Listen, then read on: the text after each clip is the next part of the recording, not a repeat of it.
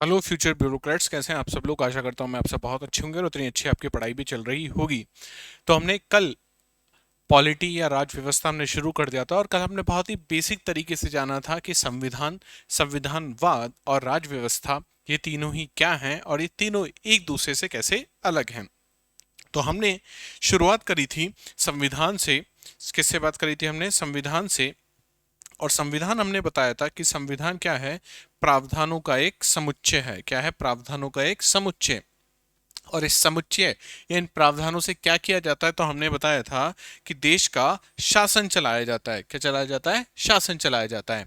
अच्छा, किस प्रकार का शासन और कैसा शासन आपको चलाना है? तो जो सार्वजनिक जीवन है उसका संचालन आपको करना है। क्या करना है? सार्वजनिक जीवन का संचालन। क्या सार्वजनिक के अलावा भी कोई जीवन होता है? तो हमने बात करी थी निजी जीवन के बारे में। अच्छा, एक तो बात करी थी कि ये प्रावधानों का समुच्चय, या इसे हमने रूल बुक कहा था। दूसरी जो हमने बात करी थी वो ये कहा था कि ये देश की क्या है? मूल विधि है, फंडामेंटल लॉ है। जितने भी लॉज हैं, जितने भी आगे विधियां बनी हैं, जितने भी आगे आदेश आते हैं, वो सब कहाँ से निकल के आते हैं? उन सब का सोर्स अगर आप देखोगे, स्रोत अगर आप देखोगे, तो कहाँ से देखने को मिलेगा आपको? संविधान से आपको देखने को मिलेगा। इसके बाद हमने ये भी कहा था कि जो संविधान है हमारी सर्वोच्च विधि है, supreme law of the land जिसे कहा जाता है। भारत भूमि पे अगर सबसे बड़ा कोई कानून है या कानून का सबसे बड़ा कोई स्रोत है तो वो क्या है? संविधान है। ये हमने बात की थी। दूसरी जो हमने बात करी थी वो था संविधानवाद। तो संविधानवाद या कॉन्स्टिट्यूशनल क्या होता है? लिमिटेड गवर्नेंस या सीमित शासन की हमने बात करी थी। अब सीमित शासन आप कैसे करोगे? तो बहुत सारे तरीके हैं। लोकतांत्रिक तरीकों से आप कर सकते हो। नागरिकों के अधिकार की आपको मान्यता देनी पड़ेगी उन्हें। आपकी जो जुडिशरी है, जो न्यायपालिका है, वो इंडिपेंडेंट या स्वतंत्र होनी चाहिए। तो ये सारी बातें हमने की थी। शक्ति पृथकीकरण, नागरिकों के अधिकार, स्वतंत्र न्यायपालिका, लोकतांत्रिक शासन, संविधान के अनुसार शासन, ये सब किसका हिस्सा थे? संविधानवाद का हिस्सा थे। या मैं कहूँ ये सब क्या है? संविधानवाद के मूल तत्व हैं। इनके बिना संविधानवाद या कॉन्स्टिट्यूशनलिज्म अटेन नहीं किया जा सकता। तो हमने संविधानवाद की बात करी थी। फिर हमने देखा था संविधान और संविधानवाद। तो हमने दो स्टेटमेंट देखे थे कि जहां संविधान है वहां संविधानवाद होगा, और दूसरा था जहां संविधान नहीं है वहां संविधानवाद नहीं होगा। और अल्टीमेटली हम इस निष्कर्ष पे पहुंचे थे कि ये दोनों ही स्टेटमेंट कैसे हैं? गलत है। ये दोनों ही जहां पे संविधान है वहां हो सकता है कि संविधानवाद ना हो, और जहां संविधान नहीं है वहां हो सकता है कि संविधानवाद हो। ये हमने बातें कर ली थी। उसके बाद हमने ये देखा था कि राज व्यवस्था या पॉलिटी क्या होती है। तो पॉलिटी और कुछ नहीं है बल्कि जो संविधान है उसका व्यवहारिक प्रयोग है, या मैं कहूँ संविधान का अनुप्रयोग, एप्लीकेशन जो है वो क्या है? आपकी राज व्यवस्था। वही आपकी क्या है? राज व्यवस्था। तो जब संविधान को एक्चुअली प्रैक्टिकल लाइफ में जब हम इम्प्लीमेंट करते हैं, जब जीवन में लागू करते हैं, तो बहुत सारे मुद्दे सामने आते हैं। उन मुद्दों को ही क्या कहा जाता है? राज व्यवस्था कहा जाता है। ये हमने बात करी थी। साथ ही साथ हमने देखा था कि राज व्यवस्था के निम्न तत्व माने जाते हैं: संसद के कानून, न्यायालय का निर्णय, संस्था और उनसे उत्पन्न होने वाले मुद्दे, साथ ही साथ धर्म, जाति, क्षेत्र और भाषा जैसे विषय, और राजनीति में इनकी भूमिका।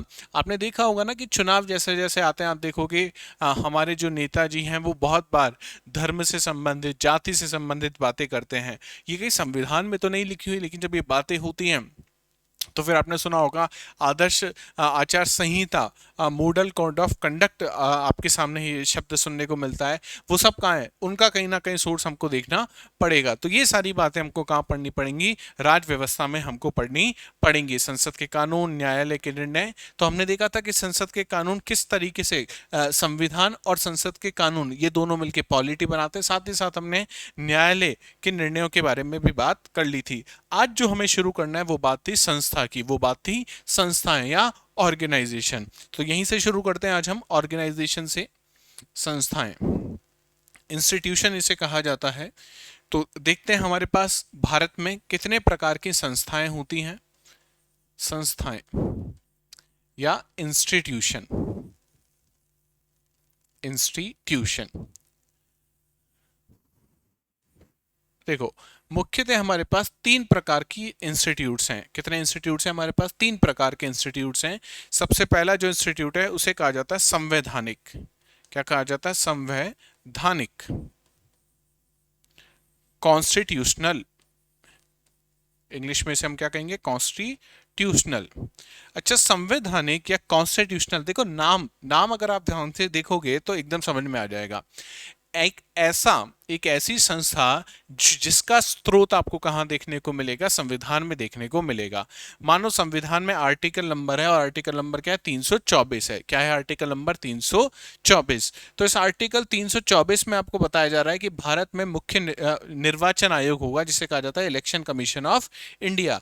इसका मतलब जो इलेक्शन कमीशन ऑफ इंडिया की जो संस्था है, ये जो इंस्टीट्यूशन है, ये अपना स्रोत कहां इसको देखने को मिल रहा है, इसका स्रोत आपको संविधान में देखने को मिल रहा है। तो ऐसी संस्था जिनका स्रोत डायरेक्टली कहां मिलेगा, आपको संविधान में देखने को मिले, जिनका नाम आपको कहां देखने को मिले, संविधान में देखने को मिले, वो कैसी संस्था होगी, कैसे इंस्टीट्यूट होंगे, वो हो जाते हैं कॉन्स्टिट्यूशनल या संवैधानिक। कैसे हो जाते हैं, संवैधानिक।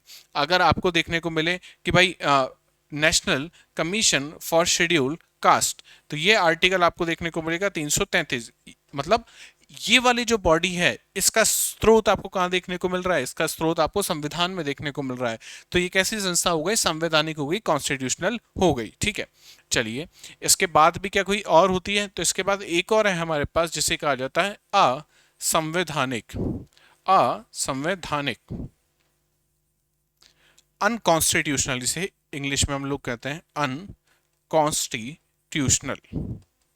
अब सब ये अनकॉन्स्टिट्यूशनल या असंवैधानिक संस्था कैसी हैं जो भारत में काम करती हैं। भारत में आपने सुना होगा, जैसे अभी ऑपरेशन चल भी रहा, और आप मुझे कमेंट सेक्शन में बताइएगा उस ऑपरेशन का नाम क्या है। नक्सलों के विरुद्ध भारत सरकार ने क्या चलाया हुआ है, एक ऑपरेशन चलाया हुआ है। तो ये जो नक्सली ऑर्गेनाइजेशन है, क्या ये इनका स्रोत संविधान में है? तो नहीं, इनका स्रोत संविधान में तो नहीं है।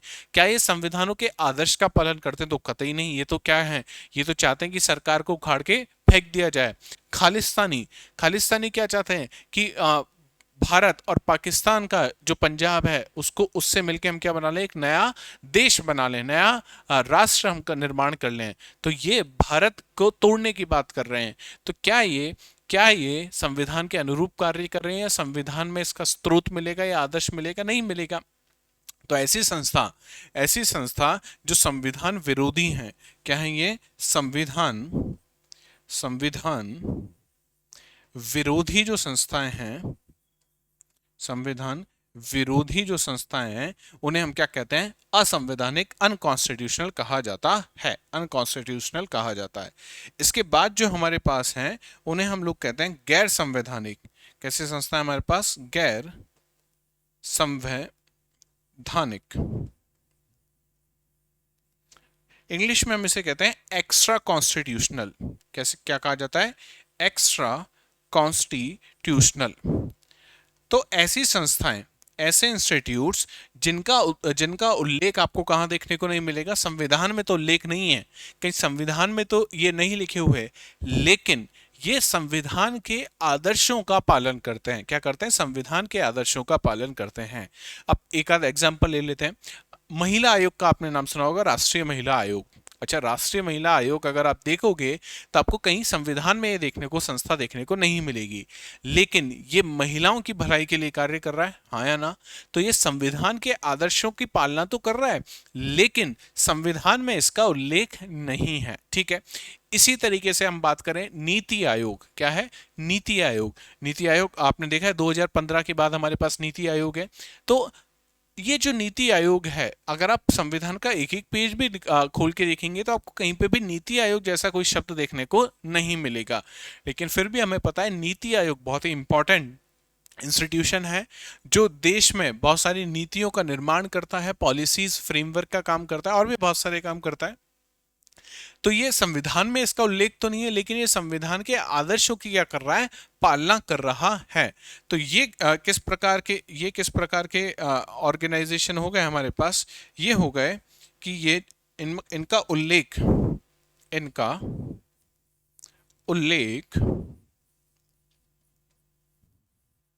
संविधान में तो नहीं है। इनका उल्लेख कहाँ नहीं मिलेगा आपको, संविधान में इनका उल्लेख संविधान में नहीं मिलता, किंतु यह है संविधान के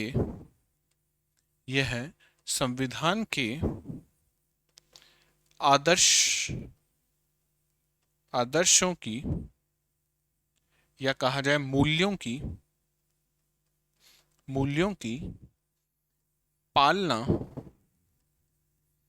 की पालना करते हैं। तो ऐसे इंस्टीट्यूशन जो आपको कॉन्स्टिट्यूशन में तो देखने को नहीं मिलेंगे, लेकिन कॉन्स्टिट्यूशन के जितने भी क्या है आदर्श हैं, संविधान के जितने भी आदर्श हैं मूल्य हैं, उनकी पालना कौन करता है? उनकी पालना इस प्रकार के गैर संवैधानिक या एक्स्ट्रा कॉन्स्टिट्यूशनल बॉडीज करते हैं। ठीक है, अच्छा, एक्स्ट्रा कॉन्स्टिट्यूशनल बॉडीज मुख्यतः 3 प्रकार की होती हैं। कितने प्रकार की होती हैं? 3 प्रकार की होती हैं। अब ये जो प्रकार है ये इस तरीके से बनाए गए कि इनका निर्माण कैसे हुआ है, तो अभी आपको समझ में आ जाएगा। पहली जो है उसे कहा जाता है कानूनी। क्या कहा जाता है? कानूनी कह सकते हो, या एक अच्छा शब्द और आप प्रयोग कर सकते हैं, आप विधिक संस्थाएं। तो विधिक संस्थाएं या कानूनी संस्थाएं इंग्लिश में से कहा जाता है लीगल, माफ कीजिएगा, लीगल और स्टैच्यूटरी। इसका मतलब ऐसी संस्थाएं जिनका निर्माण किसी कानून से, किसी विधि से जिसका निर्माण हुआ, और ये विधि किसने बनाई है? संसद ने। तो किसी संस्था का निर्माण अगर संसद द्वारा विधि निर्माण से हुआ है तो उसे आप कैसी संस्था कह दोगे? उसे आप कानूनी या विधिक संस्था कह दोगे। क्या कह दोगे? कानूनी या विधिक संस्था। जैसे अभी हम बात कर रहे थे राष्ट्रीय महिला आयोग, तो राष्ट्रीय महिला आयोग ये संसद के कानून से बनी है। अगर बात करी जाए नेशनल ह्यूमन राइट कमीशन की, राष्ट्रीय मानवाधिकार आयोग की अगर हम बात करें, तो ये भी कैसी संस्था है? संसद ने अपनी विधि से, संसद ने अपने कानून पास करके इसका निर्माण किया है। ठीक है, तो कॉन्स्टिट्यूशन में तो नहीं है, लेकिन कानून, और किसके कानून से? संसद के कानून से ये पास बनी है, इसलिए हम कैसी संस्था कह रहे हैं? इसे कानूनी या विधिक गैर संवैधानिक संस्था इसे कहा जाता है। ठीक है, इसके अलावा दूसरी जो संस्था होती है इसे कहा जाता है कार्यकारी या एग्जीक्यूटिव या कार्यकारी संस्थाएं कैसी होती हैं? ये जो संस्थाएं हैं ये एग्जीक्यूटिव ऑर्डर से, कार्यकारी आदेश से इनका निर्माण हुआ है। अच्छा, अभी आदेश कौन देता होगा? ये आदेश दिए जाते हैं राष्ट्रपति द्वारा। और राष्ट्रपति कैसा आदेश देता है? राष्ट्रपति हमेशा आदेश देता है मंत्री जो परिषद है, मंत्री जो मंडल है उसके। अब हालांकि मैं आगे आपको बताऊंगा कि मंत्रिमंडल और मंत्री परिषद में क्या अंतर होता है, लेकिन अभी आप ये समझ लो कि कुछ खास मंत्री, कुछ चुनिंदा मंत्रियों की सलाह पे राष्ट्रपति क्या करता है? अपने आदेश को पारित करता है। तो ऐसी संस्था जो राष्ट्रपति के आदेश से जिसका निर्माण हुआ है उसे आप क्या कहोगे? उसे आप कहोगे कार्यकारी संस्था या एग्जीक्यूटिव इंस्टीट्यूशन। क्या ऐसा कोई इंस्टीट्यूशन है? बिल्कुल, जो हम बात कर रहे थे अभी नीति आयोग, जिसके क्या बात कर रहे थे अभी? नीति आयोग जो हम बात कर रहे थे, ये कैसी संस्था है? ये है कार्यकारी संस्था। क्या इसके अलावा भी कोई संस्था होती है? तो इसके अलावा जो संस्थाएं होती हैं उन्हें कहा जाता है अन्य संस्थाएं। क्या कहा जाता है? अन्य संस्थाएं, अदर इंस्टीट्यूशन। अब ये अन्य या अदर्स की हम बात करें तो ये कैसी है? जैसे आपने अखिल भारतीय विद्यार्थी परिषद ABVP के नाम सुना होगा। आपने सुना होगा अखिल भारतीय मजदूर संघ, सुना है? अखिल भारतीय किसान संघ। क्या इसका निर्माण किसी कानून के द्वारा हुआ है? नहीं। क्या इसका निर्माण राष्ट्रपति के आदेश द्वारा हुआ है? नहीं। क्या ये कहीं आपको संविधान में देखने को मिल रही है? नहीं। तो ये संविधान में तो नहीं है। क्या संविधान के विरोधी हैं? तो मजदूर संघ, अखिल भारतीय मजदूर संघ मजदूरों के जो वेलफेयर होता है उसकी बात कर रहा है, उसकी डिमांड सरकार के सामने रख रहा है। तो साहब ये संविधान विरोधी तो नहीं है। इसका मतलब ये ना तो संविधान में है ना ही संविधान विरोधी हैं।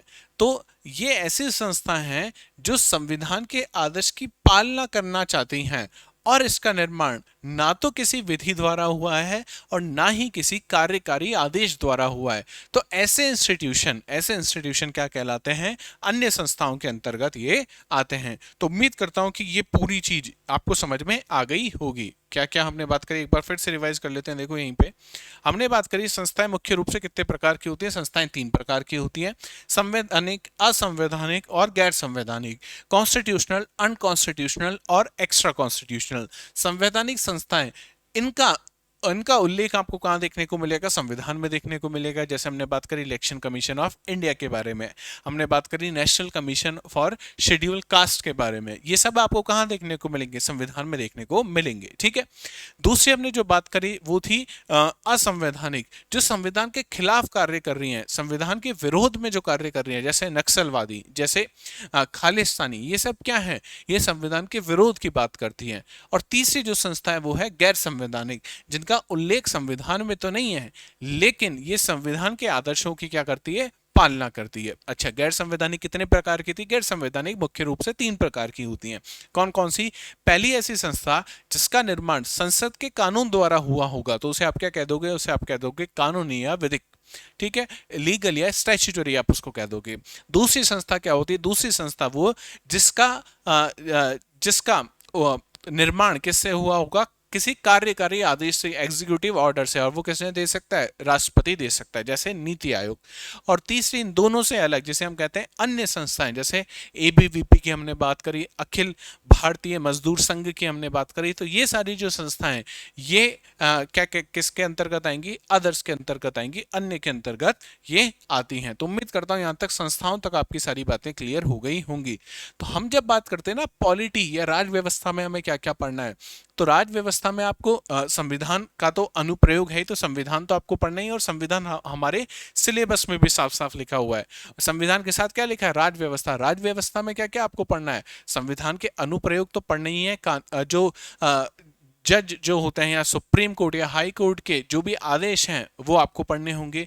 इन इंस्टीट्यूट्स के बारे में आपको पढ़ना होगा, इंस्टीट्यूट्स के कोई भी मुख्य ऑर्डर हैं इनके बारे में आपको जानना होगा। संसद के कानूनों के बारे में हमें जानना होगा। और लास्ट हमने चीज देखी थी कि जाति, धर्म, भाषा, नस्ल, इनका हमारी राजनीति पे क्या क्या प्रभाव पड़ता है ये हमें जानना है। तो मुख्य रूप से ये हमारा पॉलिटी है, ये हमारा राज व्यवस्था का क्या है? सिलेबस है। ठीक है, चलो आगे चलते हैं। आगे चलने से पहले आपने बहुत बार ये सुना होगा संविधान के समय, या संविधान कभी भी आपने पढ़ा है तो संविधान में आपने सुना होगा कुछ चीजें, जैसे आपने सुना होगा कि अनुच्छेद कुछ होता है, अनुच्छेद होता है, संविधान के कुछ भाग होते हैं, संविधान में कुछ अध्याय होते हैं। ठीक है, और संविधान में कुछ खंड होते हैं, संविधान में कुछ उपखंड होते हैं।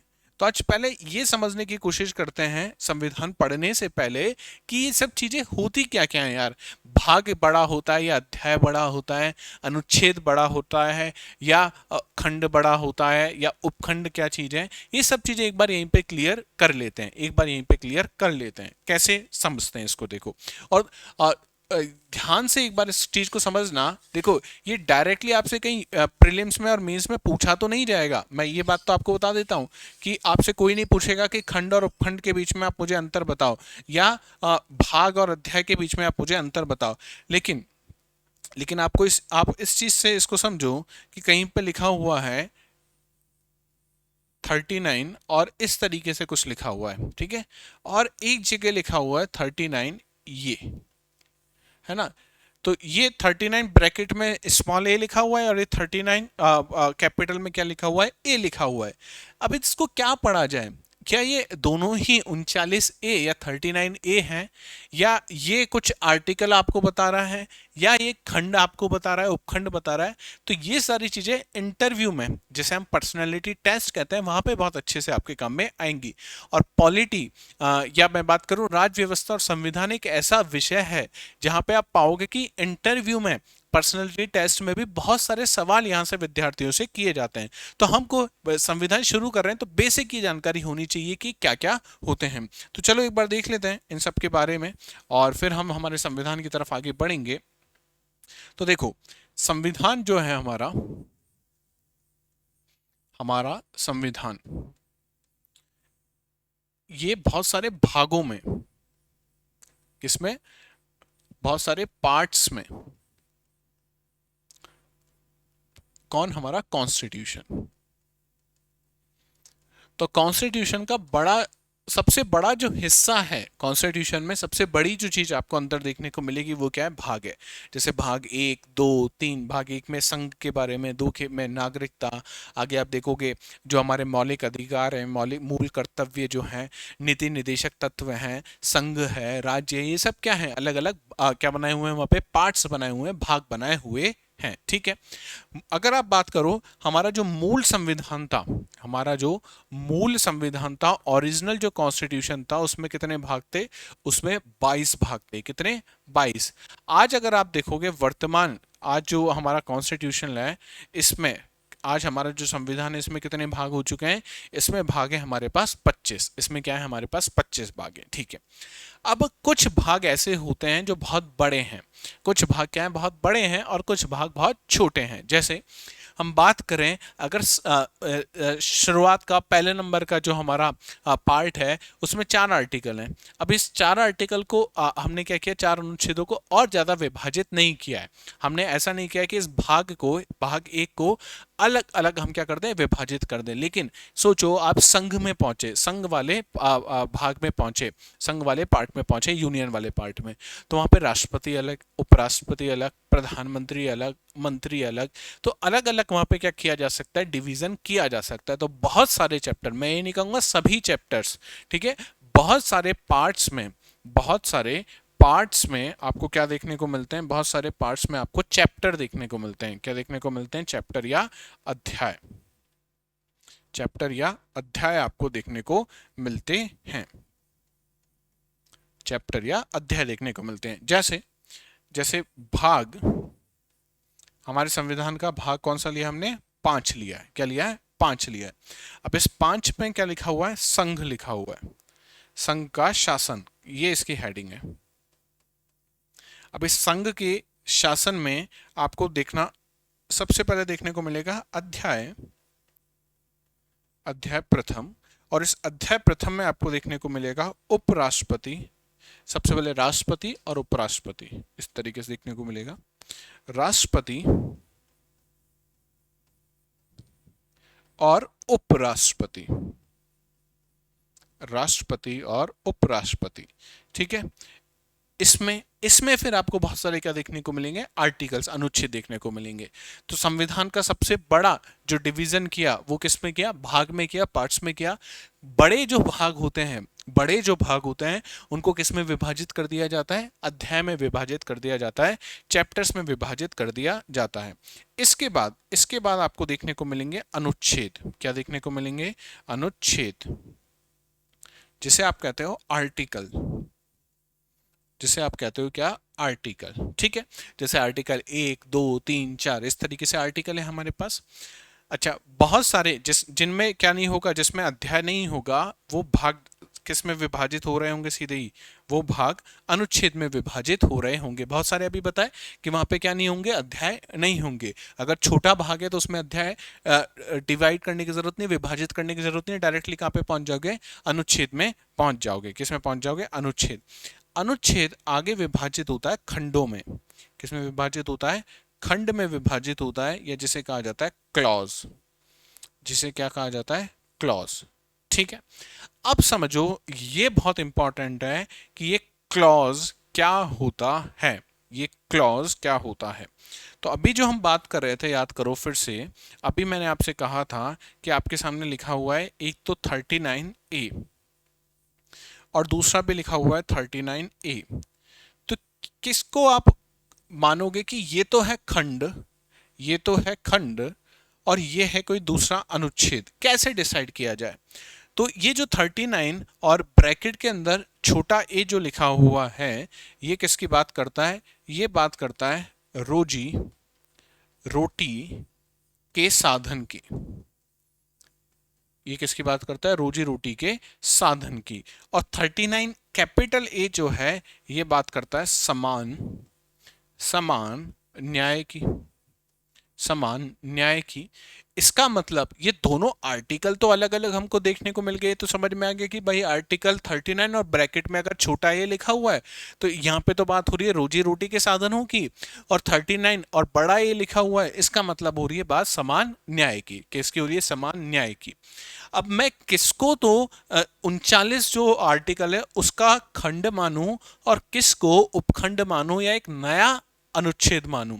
तो यहां पे आपको ये समझना है कि ये जो ब्रैकेट है, ये जो ब्रैकेट है, इस ब्रैकेट के बाहर कुछ भी लिखा हुआ है, मैं फिर से रिपीट कर रहा हूं, ब्रैकेट के बाहर अगर कुछ भी लिखा हुआ है, ब्रैकेट में नहीं है, ब्रैकेट के बाहर अगर कुछ भी लिखा हुआ है, तो ब्रैकेट के बाहर मैं यहां पे लिख भी देता हूं, ब्रैकेट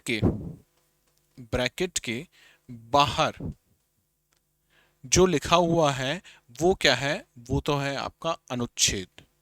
वो तो क्या है? आपका अनुच्छेद। ये बात हमेशा ध्यान रखिएगा। अक्सर आपने बहुत बड़े बड़े यूट्यूब के दिग्गजों से ये गलती होते हुए सुनी होगी। ब्रैकेट के बाहर जो चीजें लिखी हुई हैं वो क्या है? अनुच्छेद है। तो 39 और ब्रैकेट में क्या लिखा हुआ है? छोटा ए। इसका मतलब ब्रैकेट के बाहर जो लिखा हुआ है वो क्या है? अनुच्छेद। तो अनुच्छेद नंबर तो क्या हो गया? ये 39 हो गया। अनुच्छेद तो क्या हो गया? 39 हो गया। इसको आप कैसे पढ़ोगे? इसको आप पढ़ोगे अनुच्छेद, अनुच्छेद 39, और ये जो अंदर आपको देखने को मिल रहा है ये क्या है? आपका खंड। ये क्या है? आपका खंड, क्लॉज, क्लॉज ए। तो अनुच्छेद 39 क्लॉज ए कैसे लिखा जाएगा? समझ में आ गया? अच्छा सर, यहाँ पे तो कोई ब्रैकेट ही नहीं है, 39 और कैपिटल ए, यहाँ पे कोई ब्रैकेट ही नहीं देखने को मिल रहा है। इसका मतलब ये पूरा क्या है? खुद एक आर्टिकल है। तो ये पूरा क्या है? आर्टिकल। तो इसे आप क्या पढ़ोगे? ये है अनुच्छेद, अनुच्छेद 39 ए, अनुच्छेद 39 ए। तो यहां तक चीजें समझ में आ गई कि अनुच्छेद क्या होता है, खंड क्या होता है, ब्रैकेट से कैसे डिफाइन किए जाते हैं। ठीक है।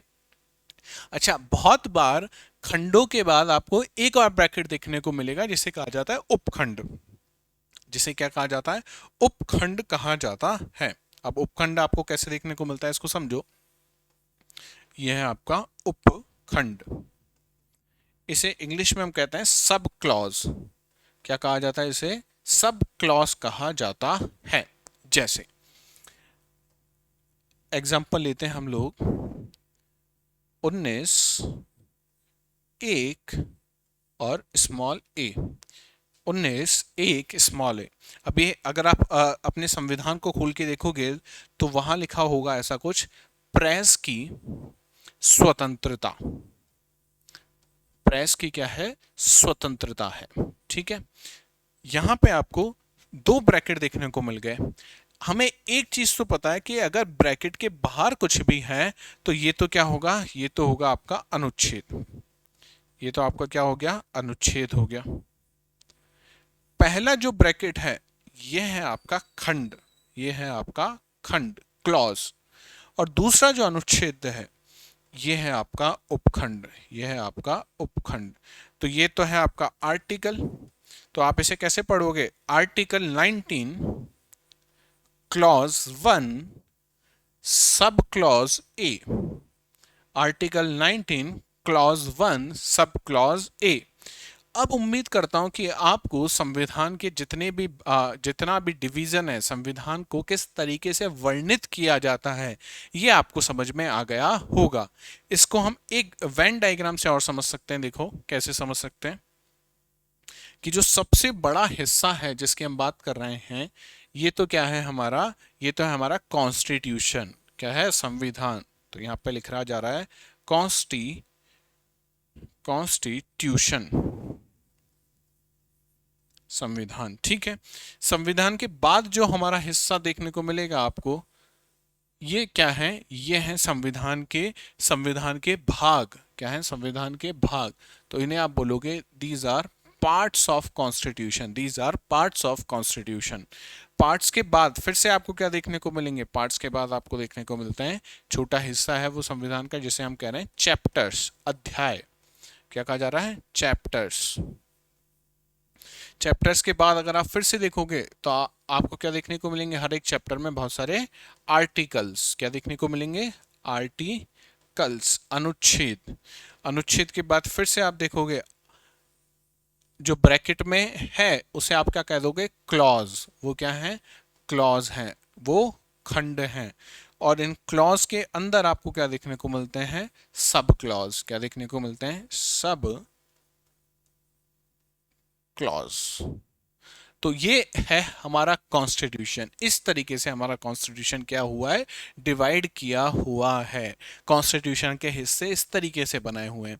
अब कभी भी बोलना हो तो ध्यान से बोलना कि 39 ए और अनुच्छेद 39 खंड, या मैं बात करूं अनुच्छेद 39 क्लॉज की जब बात की जाए तो क्लॉज का मतलब क्या है और 39 ए का मतलब क्या है, ये आपको समझ में आ गया होगा, है या ना। चलते हैं आगे, यहां तक चीजें क्लियर है। देखो इसीलिए पॉलिटी बहुत इंटरेस्टिंग है ना। पॉलिटी जीएस पेपर 2 में नंबर कम आने की वजह यही होती है। क्यों, क्योंकि यह है, देखो यार, लीगल भाषा। कैसी भाषा है, लीगल भाषा है। इसमें आप ज्यादा हेर फेर नहीं कर सकते। आप इतिहास का उत्तर लिख रहे हो, आप ज्योग्राफी का उत्तर लिख रहे हो, उसमें आप शब्दों को ऊपर नीचे अपनी समझ से लिख सकते हो। लेकिन कॉन्स्टिट्यूशन, कॉन्स्टिट्यूशन में तो कॉन्स्टिट्यूशन की भाषा है ना। अब आप उसको कितना भी इधर उधर करो, वो टेक्निकल वर्ड्स अगर आपने चेंज कर दिए, अगर आपने पार्ट की जगह चैप्टर लिख दिया, चैप्टर की जगह क्लॉज लिख दिया, क्लॉज की जगह सब क्लॉज लिख दिया, तो चीजें बदल जाएंगी। आप तो ये कह सकते हो साहब ये इसी का तो भाग है, कुछ भी कह दो। लेकिन कॉन्स्टिट्यूशन में इसी तरीके से अरेंज है यार। तो जिस तरीके से कॉन्स्टिट्यूशन में अरेंज है, जिस तरीके से संविधान में चीजें व्यवस्थित रूप से सजाई गई हैं, उसी तरीके से हमें क्या लिखनी होंगी, हमारी कॉपी में लिखनी होंगी, हमारी कॉपी में लिखनी होंगी। ठीक है। अच्छा, इसके अलावा और क्या आपको देखने को मिलता है संविधान में, तो संविधान में आपको देखने को मिलती है अनुसूचियां। क्या देखने को मिलती है, अनुसूचियां, जिसे कहा जाता है शेड्यूल। जिसे क्या कहा जाता है, शेड्यूल कहा जाता है। अब जैसे हमारे अगर आर्टिकल नंबर 1 को आप देखोगे, आर्टिकल आर्टिकल नंबर 1 है हमारा, या मैं कहूं इसे अनुच्छेद, अनुच्छेद जो पहला है वो क्या बात करता है, वो कहता है इंडिया अर्थात भारत। इंडिया अर्थात भारत।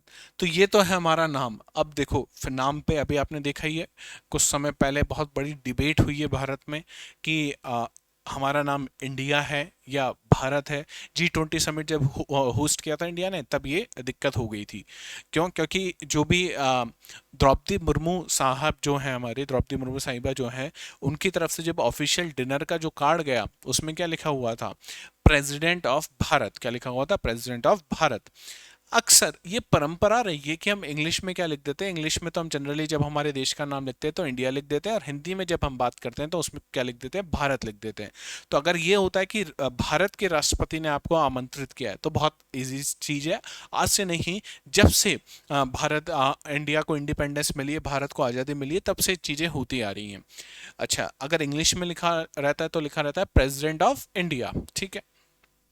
कभी भी इस चीज को लेके आज से पहले जब ये डिबेट हुआ था, इससे पहले ना तो ये कभी सोचा गया कि हमारा देश इंडिया है या भारत है।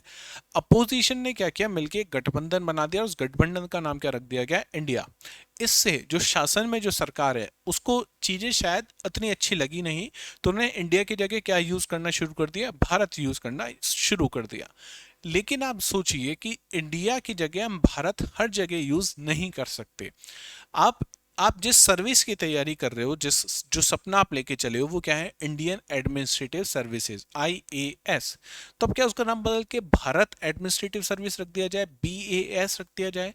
इंडियन पुलिस सर्विस की जगह क्या भारत पुलिस सर्विस रख दिया जाए। इसरो का नाम क्या कर दोगे आप, मोदी जी के बहुत सारे खुद के प्रोग्राम हैं, जैसे खेलो इंडिया है तो खेलो भारत रख दें इसको, है ना। तो बहुत सारी चीजें बदलनी पड़ेंगी। तो इसलिए इस डिबेट को बहुत ज्यादा तुल नहीं दिया गया, और दिया भी नहीं जाना चाहिए, एटलीस्ट तब तो नहीं जब हमारे देश में पूरे विश्व के जो 20 देश, जो 20 सबसे अच्छी इकोनॉमी के जो देश हैं, वो उसके सुप्रीम लीडर हमारे यहाँ पे, और हम इंडिया और भारत की डिबेट में क्या है, उलझे हुए हैं। हाँ, ये बात सही है कि हमारे देश को पहले क्या कहा जाता था, भारत कहा जाता था, लेकिन आज हमारे संविधान में, हमारे संविधान के अनुच्छेद 1 क्या कह रहा है, हमारे दोनों नाम है, इंडिया अर्थात भारत। अच्छा, इंडिया अर्थात भारत ये क्या है, ये है राज्यों का संघ। क्या है, राज्यों का संघ है। ठीक है, अब संघ क्या होता है, राज्य क्या होता है, ये तो हम आगे देखेंगे। तो ये तो क्या है, हमारा आर्टिकल नंबर 1 है। अच्छा, अब क्या किया जा सकता था, ये जो राज्य यहाँ पे लिखा है, राज्यों, स्टेट्स, या तो मैं ये सारे राज्यों के नाम यहीं पे लिख देता, यहीं पे लिख देता, तो आप सोचो आर्टिकल नंबर 1 कितना बड़ा हो जाता। तो क्या किया गया हमारे संविधान निर्माताओं द्वारा कि इसे एक अनुसूची में, इसे एक अनुसूची में, और कौन सी अनुसूची में, पहली अनुसूची में। तो पहली अनुसूची में हमने क्या किया कि जितने भी राज्य हैं, जितने भी केंद्र शासित प्रदेश हैं, उन सब के नाम कहाँ लिख दिए, पहली अनुसूची में लिख दिए। तो अब आप समझ पा रहे हो कि अनुसूची क्या है। अनुसूची, अनुसूची संविधान के अंत में पाई जाने वाली है। पहली चीज कहाँ मिलेगी आपको, जैसे आपने आर्टिकल, आर्टिकल जो सबसे लास्ट है हमारा वो 395, 395 नंबर का आर्टिकल जैसे ही खत्म किया, आपके सामने क्या आ जाएगा, पहले नंबर की अनुसूची आ जाएगी। तो अनुसूची संविधान के अंत में पाए जाने वाली विषयों की वह सूची है जो संविधान के किसी विशेष प्रावधान की क्या करती हैं, व्याख्या करती हैं। यहाँ पे देखो, यहाँ पे इंडिया अर्थात भारत राज्यों का संघ है। अब राज्यों की व्याख्या करनी है, तो राज्यों की व्याख्या के लिए हमें कहाँ जाना पड़ेगा, अनुसूची में जाना पड़ेगा। इसी तरीके से हमारे देश में अब बहुत सारे सरकारी क्या हैं, अधिकारी हैं, सरकारी पद पे आसीन बहुत सारे क्या हैं, जैसे प्रधानमंत्री महोदय हैं, राष्ट्रपति महोदया हैं, उपराष्ट्रपति महोदय हैं, सुप्रीम कोर्ट के जज हैं, हाई कोर्ट के जज हैं। अब इनको वेतन कितना मिलेगा, इनकी सैलरी कितनी होगी, तो अब क्या यही आर्टिकल में लिख दिया जाए, जहां राष्ट्रपति है वहां पे उसके आर्टिकल के नीचे ही आप लिख दो कि कितनी सैलरी है, या अच्छा रहेगा कि सब लोगों की सैलरी एक जगह लिख दी जाए। तो इसी तरीके से आप अनुसूचियों में देखोगे, एक अनुसूची है जहाँ पे क्या लिखा हुआ है, केवल सैलरीज लिखी हुई है, जहाँ पे केवल वेतन लिखा हुआ है। तो आप समझ गए वेतन, अनुसूची क्या होती है। अनुसूची संविधान के कहाँ मिलेगी, कौन से भाग में, अंतिम भाग में आपको देखने को मिलेगी। और ये क्या करती है, संविधान के किसी किसी विशेष प्रावधान की क्या करती हैं, व्याख्या करती हैं। तो इस चीज को क्या कहा जाता है, इसे कहा जाता है अनुसूची। इसे क्या कहा जाता है, अनुसूची। तो अब आपके दिमाग में संविधान जब आप पढ़ोगे तो आपके दिमाग में क्लियर है कि संविधान के भाग क्या होते हैं, संविधान के अध्याय क्या होते हैं, संविधान का अनुच्छेद क्या होता है, संविधान में खंड किसे कहेंगे, उपखंड किसे कहेंगे, और अनुसूची किसे कहेंगे। बेसिक अंडरस्टैंडिंग अब आपको पूरी संविधान की हो चुकी है, हो चुकी है। चलिए, संविधान की अगर अपन बात करें तो संविधान में मुख्य रूप से आपको 3 चीजें देखने को मिलती हैं। हमारा जो संविधान है, भारत का जो संविधान है, इसमें आपको 3 चीजें देखने को मिलेंगी। अब 3 चीजें कौन कौन सी हैं, इसको समझो।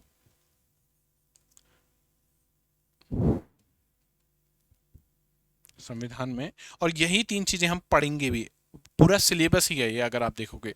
तो संविधान का खुद का एक दर्शन है। क्या है, संविधान का खुद का एक दर्शन या संविधान की फिलॉसफी है, संविधान की फिलॉसफी है। अब दर्शन का मतलब क्या होता है, दर्शन का सीधा सीधा मतलब है जो आपको दिख रहा है वो है, क्या है, दर्शन है। आपसे इंटरव्यू में पूछ लिया मानो कि हमारे कॉन्स्टिट्यूशन का आप दर्शन बताओ, फिलॉसफी बताओ, what is the philosophy of our constitution, हमारे संविधान का दर्शन क्या है।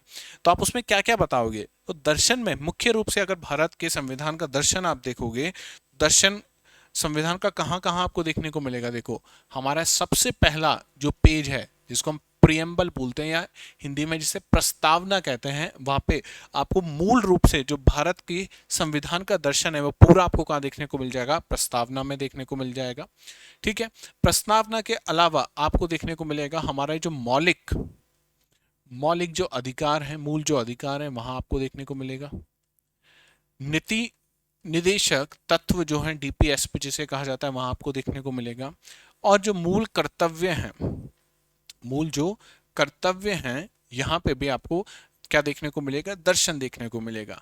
दर्शन का सीधा सीधा सा मतलब 2 चीजों से होता है, किससे, आदर्शों से, आदर्शों से और मूल्यों से, आदर्शों से और मूल्यों से। तो एक व्यक्ति अपने जीवन को और इस जगत को, इस संसार को कैसे देखता है, वही उसका क्या होगा, दर्शन होगा। तो हमारा संविधान जीवन को और जगत को कैसे देखता है, उसमें कौन कौन से आदर्श हैं, कौन कौन से मूल्य हैं, ये सब चीजें आपको कहाँ देखने को मिलती हैं, ये सब चीजें आपको देखने को मिलती हैं भारत के संविधान की प्रस्तावना में। हमारे जो फंडामेंटल राइट्स हैं, फंडामेंटल ड्यूटीज हैं या डीपीएसपीज हैं, यहाँ पे आपको ये सारे दर्शन या फिलोसॉफिकल बातें आपको देखने को मिलती हैं। ठीक है, कि भारत कैसा होना चाहिए। आप सोचो, जब भारत के संविधान का निर्माण हो रहा था, तब किसी ने ये कल्पना तो नहीं की होगी कि भारत विश्व की 15वीं या 50वें नंबर की इकोनॉमी होगी। ये कल्पना तो नहीं की होगी। हम हमेशा क्या चाहते हैं कि भारत पहले नंबर पे आए, हर चीज में हमारा भारत एक नंबर रहे। ठीक है, तो ये कल्पना बहुत सारे आदर्श और मूल्यों पर टिकी होगी। तो वो आदर्श और मूल्य मिलके क्या बनाते हैं, दर्शन बनाते हैं हमारे भारत का। जैसे भारत में समानता होगी, ये क्या है, ये एक मूल्य है, एक आदर्श है। अब ये आपको कहाँ देखने को मिलेगा, समानता शब्द आपको आपके प्रस्तावना में देखने को मिलेगा, आपको अधिकारों में देखने को मिलेगा, हाँ या ना। तो ये सारी चीजें जो है, इसमें ये संविधान का एक बड़ा हिस्सा, जिससे क्या कहा जाता है, फिलोसॉफी ऑफ कॉन्स्टिट्यूशन या संविधान का दर्शन कहा जाता है। ठीक है, इसके अलावा संविधान में बात होती है किसकी, सरकार, सरकार के, सरकार का गठन, सरकार का गठन, सरकार का गठन। अब अभी तक जब भी हम पढ़े हैं दूसरी क्लास में, आज पहली बार हमारे सामने ये शब्द आया है जिसे कहा जाता है सरकार। जिसे क्या कह रहे हैं हम लोग, सरकार या गवर्नमेंट, सरकार या गवर्नमेंट। तो सरकार होती क्या है, सरकार वो चीज है जो शासन, जो शासन का क्या करे, संचालन करे, जो शासन का क्या करे, संचालन करे, उसे क्या कहा जाता है, उसे कहा जाता है सरकार। उसे क्या कहा जा रहा है, सरकार कहा जा रहा है। तो अब सरकार का गठन या सरकार के अंग, सरकार के बारे में जो सारी चीजें होनी चाहिए वो भी कहाँ लिखी हुई है, हमारे संविधान में लिखी हुई हैं। अच्छा, इसको और थोड़ा आगे समझने की कोशिश करते हैं कि सरकार, सरकार तीन चीजों से मिलकर बनती है। सरकार तीन चीजों से मिलकर बनती है। पहली जो चीज है उसे कहा जाता है विधायिका, विधायिका, ठीक है, लेजिस्लेचर इसे कहते हैं। दूसरी जो चीज है उसे कहा जाता है कार्यपालिका, कार्यपालिका। और तीसरी जो चीज है ये होती है न्यायपालिका, न्यायपालिका। हालांकि हम आगे तो पूरा जो पॉलिटी है उसमें यही सब चीजें पढ़ेंगे, लेकिन मैं बहुत बेसिक तरीके से आपको बताने की कोशिश करता हूं कि विधायिका, कार्यपालिका और न्यायपालिका होता क्या है, लेजिस्लेचर, एग्जीक्यूटिव और जुडिशरी होता क्या है। देखो, कार्यपालिका या लेजिस्लेचर, ठीक है, कार्यपालिका या एग्जीक्यूटिव, विधायिका को कहा जाता है लेजिस्लेचर और न्यायपालिका को कहा जाता है जुडिशरी। तो सबसे पहले हम बात कर लेते हैं विधायिका, लेजिस्लेचर। विधायिका का काम क्या होता है, विधायिका का काम है कानून का या विधियों का निर्माण करना। ठीक है, हमारी संसद क्या काम करती है, हमारी संसद का काम है कानून निर्माण करना, हाँ या ना, विधियों का निर्माण करना। तो हमारी संसद, हमारे देश की क्या है, विधायिका है। ठीक है, क्या संसद बराबर विधायिका लिखा जा सकता है, आप मुझे एक बात बताओ, क्या ये चीज लिखी जा सकती है कि जो जो विधायिका हैं, जो जो विधायिका है उस सबको मैं क्या कह दूं, विधायिका बराबर संसद, ये कहा जा सकता है। देखो, ये सिर्फ कब कहा जा सकता है, जब हम बात कर रहे हों भारत की, और भारत में भी हम किसकी बात कर रहे हो, केंद्र की। तो भारत में जो केंद्र, जो यूनियन गवर्नमेंट है, केंद्र सरकार जब कानून बनाती है पूरे हमारे देश के लिए, जो कानून बनता है वो कहाँ बनता है, संसद में बनता है। लेकिन अगर यही बात की जाए अमेरिका में, तो अमेरिका में विधायिका तो है, अमेरिका में लेजिस्लेचर तो है, लेकिन वहां पे लेजिस्लेचर का नाम क्या हो गया, कांग्रेस हो गया। क्या हो गया, कांग्रेस हो गया। तो हर जगह विधायिका का नाम अलग अलग हो सकता है। हमारे यहाँ पे केंद्र में जो सरकार बनाती है उसका नाम क्या है, संसद है। तो एक जो कानूनों का निर्माण करेगी, जो कानूनों का निर्माण करेगी। दूसरे, जिसे हमने कहा था कार्यपालिका, जिसे हमने क्या कहा है, कार्यपालिका कहाँ है, ये कार्यपालिका क्या काम का क्या है, कार्यपालिका का काम है कानून को, कानून को लागू करवाना, कानून को लागू करवाने का काम किसका है? कार्यपालिका का है। अच्छा, ये तो ठीक है। कानून को कौन लागू करवाता है? तो आपने देखा होगा भाई, एक नियम बना हुआ है कि अगर आपने एक कानून बना हुआ है, अगर आपने रेड लाइट को क्रॉस किया तो आप क्या हो करना पड़ेगा? आपको कुछ हर्जाना देना पड़ेगा, आप पे फाइन हो जाएगा, है ना या नहीं? अच्छा, ये कहाँ पे बना होगा? संसद में बना होगा भाई। मोटर व्हीकल एक्ट कुछ इस तरीके से कानून बना होगा और उसके अंतर्गत ये सब चीजें लिखी गई हैं। ये विधायिका ने अपना काम कर दिया कि उसने क्या बना दिया? कानून का निर्माण कर, विधि का निर्माण कर दिया है। अब इस कानून को लागू कौन करवाएगा? तो कानून को लागू करवाने के लिए हमारे पास दो तरह की चीजें होती हैं। एक जिसे कहा जाता है मंत्री परिषद, एक जिसे कहा जाता है मंत्री परिषद, और दूसरी जिसे कहा जाता है प्रशासनिक या नौकरशाही जिसे कहते हैं हम लोग। ठीक है, दो तरह की हमारे पास क्या है? कार्यपालिका है। तो पहली जो कार्यपालिका है ये है राजनीतिक कार्यपालिका। राजनीतिक कार्यपालिका, राजनीतिक कार्यपालिका। गलत लिख दिया, शुद्ध लिख दिया शायद मैंने।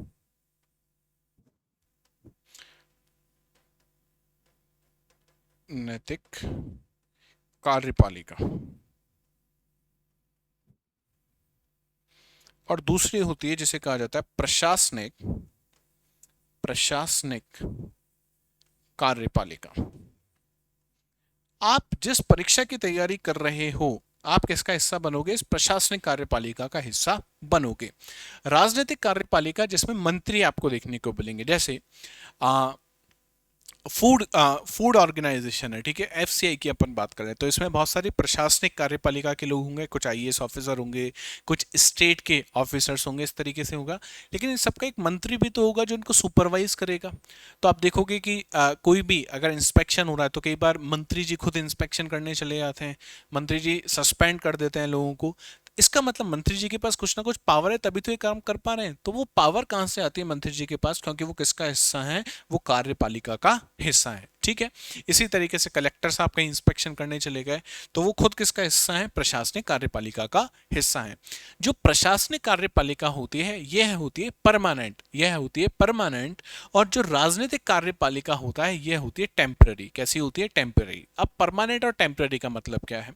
जनरली जनरली क्या होता है, जैसे ही चुनाव हुए तो राजनीतिक जो कार्यपालिका है ये बदल जाती है। मानो मनमोहन सिंह जी की सरकार थी, मनमोहन जी की सरकार के बाद मोदी जी की सरकार आई, तो उस समय जो जो मंत्री रहे होंगे, क्या वो मोदी जी की सरकार जब बनी वो क्या सेम मंत्री रहे होंगे? तो आप देखोगे नहीं, बीच में उन्होंने क्या किया, अपना अपना त्याग पत्र सौंप दिया होगा और नए मंत्री बन गए होंगे। इसका मतलब जैसे ही इलेक्शन हुए क्या चीज चेंज हो गई? राजनीतिक कार्यपालिका बदल गई। तो क्या सर ऐसा ऑफिसर्स के साथ भी होता है? अब आप मुझे बताओ, आप आईएएस ऑफिसर बन गए और मैं तो चाहता हूं कि आप मोदी जी के इसी कार्यकाल में आप आईएएस ऑफिसर बन जाओ। आप मोदी जी के कार्यकाल में आईएएस ऑफिसर बने और मानो अगली साल मोदी जी की जगह कोई और प्रधानमंत्री बन गया। ठीक है, अगले साल इलेक्शन हुए, इलेक्शन के बाद मोदी जी की जगह कोई और प्रधानमंत्री बन गया, तो क्या आप अपना त्याग पत्र दे दोगे? तो साहब कैसी बात कर रहे हो, इतनी मेहनत करके एग्जाम पास किया, हम त्याग पत्र क्यों देंगे? तो आपको ना तो त्याग पत्र दोगे आप, ना आपसे कहा जाएगा, ना आपसे कहा जाएगा। ठीक है, तो आप किसका हिस्सा हो? नौकरशाही का हिस्सा हो, आप प्रशासनिक कार्यपालिका का हिस्सा हो, आपको त्यागपत्र नहीं देना है, आप रिटायर होंगे। आपका क्या होंगे? रिटायर होंगे, सेवानिवृत्ति होगी आपकी। लेकिन जो मंत्री आज हैं, हो सकता है जब नया प्रधानमंत्री बने हैं तो वो मंत्री ना रहें, उनको क्या देना पड़ जाए? त्यागपत्र देना पड़ जाए। तो ये दो चीजें आप समझ गए होंगे कि प्रशासनिक न्याय कार्यपालिका क्या होती है और राजनीतिक कार्यपालिका क्या होती है। ये होती है नौकरशाही, इसे कहा जाता है, और इसे कहा जाता है मंत्री परिषद। क्या कहा जाता है? मंत्री परिषद। सरकार का जो तीसरा अंग है जिसे हम क्या कहते हैं? न्यायपालिका। न्यायपालिका का काम क्या है? न्यायपालिका का काम है विवादों का निपटारा करना। भाई सेंटर और स्टेट के बीच में कोई समस्या हो गई, या आप इंडिविजुअल हो एक और आपके और सरकार के बीच में कुछ दिक्कत हो गई, जो भी विवाद होगा इसका निपटारा कौन करेगा? इसका निपटारा करेगी न्यायपालिका। कौन करेगी? न्यायपालिका। तो क्या साहब संविधान जिसकी हम बात कर रहे थे, संविधान में हमने कहा कि सरकार का गठन, सरकार के गठन की हम लोग बात कर रहे थे, तो क्या सिर्फ यही चीजें लिखी हुई हैं? सरकार के गठन की तो नहीं, इसके अलावा भी कुछ चीजें हैं, इसके अलावा और क्या क्या, इसी टेबल को हम लोग आगे एक्सटेंड कर रहे हैं। सरकार के गठन में आपको ये सारी चीजें भी और देखने को मिलती हैं। विधायिका हम समझ गए क्या होती है, कार्यपालिका समझ गए, न्यायपालिका समझ गए। अब विधायिका, विधायिका को अगर आप ध्यान से देखोगे तो विधायिका होती है द्विस्तरीय। क्या होती है? द्विस्तरीय होती है हमारी विधायिका। द्विस्तरीय का मतलब क्या है? हमारे पास विधायिका संघ में भी है, केंद्र में भी है, और हर एक प्रांत में भी है, प्रांत में भी है। ठीक है, संघ की विधायिका और प्रांत की विधायिका। अच्छा, संघ की विधायिका ये आपको देखने को मिलेगी, जिसको आप क्या कह देते हो? संसद कह देते हो। और संसद के कितने कितने हाउस हैं हमारे पास, कितने सदन है हमारे पास? तो 2 सदन है साहब। कौन कौन से? लोकसभा आपको देखने को मिलेगी और राज्यसभा आपको देखने को मिलेगी। तो ये क्या है? संसद की विधायिका है। क्या है? संसद की विधायिका। अब आप कहोगे साहब ये तो हमें आता है, आपको तो आता है, लेकिन हमारे साथ सभी तरीके के विद्यार्थी, मैंने ये भी कहा था कि 2027, इवन मेरे पास मैसेज आया है, जो 2028 में अटेम्प्ट देगा वो भी हमारी क्लासेस ले रहे हैं। तो हमको बिल्कुल शून्य से लेके चलना है। फाउंडेशन का मतलब यही होता है कि हम एक नींव अच्छी बना लें। तो इस तरीके से हम लोग आगे चल रहे हैं। तो द्विस्तरीय क्या है हमारे पास? विधायिका। हम विधायिका की चर्चा कर रहे हैं। किसकी चर्चा कर रहे हैं? विधायिका की चर्चा कर रहे हैं। और द्विस्तरीय विधायिका मतलब संघ और प्रांत की विधायिका। अच्छा, प्रांत में आप देखोगे, प्रांत की जो विधायिका होती है उसको हम कह रहे हैं राज्य विधानमंडल। क्या कह रहे हैं? राज्य विधान मंडल। राज्य विधानमंडल भी 2 जगह, क्या क्या? एक है विधान परिषद। क्या है? विधान परिषद। तो अगर आप उत्तर प्रदेश से हो तो ये नाम आपको बहुत जाना पहचाना लग रहा होगा। अगर आप राजस्थान से हो तो ये नाम आपने सुना ही नहीं होगा, क्योंकि राजस्थान में विधान परिषद नहीं है और उत्तर प्रदेश में विधान परिषद है। तो साहब ऐसा क्यों है? ये जब हम विधान परिषद पढ़ेंगे तब मैं आपको बताऊंगा। भारत में हर एक राज्य में विधान परिषद नहीं है। तो भारत में क्या है? हर जगह आपको देखने को मिलेगी विधानसभा।